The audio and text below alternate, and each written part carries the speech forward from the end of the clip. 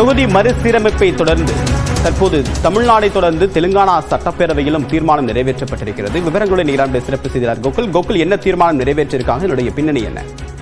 தெலுங்கானா சட்டமன்றத்தில் தற்பொழுது தொகுதி மறுசீரமைப்பை முறையாக நடத்த வேண்டும் என்ற ஒரு தீர்மானத்தை அங்குள்ள முதலமைச்சர் நிறைவேற்றிருக்கார். ஏற்கனவே தமிழக சட்டப்பேரவையில் இந்த தீர்மானம் நிறைவேற்றப்பட்ட நிலையில ஏற்கனவே இந்த தொடர்பான 7 மாநில அரசியல் கட்சி முதலமைச்சர் எல்லாம் அழைத்து தமிழக முதலமைச்சர் ஒரு ஆலோசனை நடத்தினார். அப்போது பேசிய தெலுங்கானா முதல்வர் அந்த கூட்டத்தில் தெலுங்கானா சட்டப்பேரவையிலும் இது போன்ற ஒரு தீர்மானத்தை நிறைவேற்ற இருப்பதாக அப்போது தெரிவித்திருந்தார்.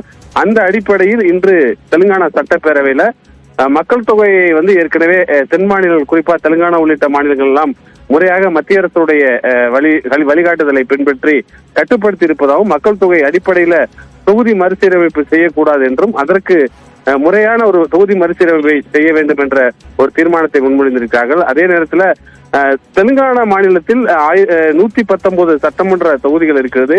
அதனுடைய எண்ணிக்கையை 153 மக்கள் தொகை அடிப்படையில் உயர்த்த வேண்டும் என்ற ஒரு தீர்மானத்தையும் தெலுங்கானா சட்டப்பேரவையில் முதலமைச்சர் ரேவந்த் ரெட்டி நிறைவேற்றியிருக்கிறார்.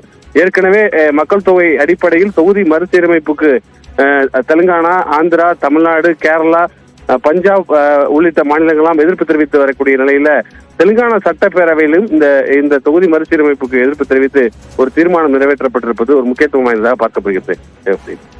விரிவான தகவலுக்கு நன்றி கோகுல்.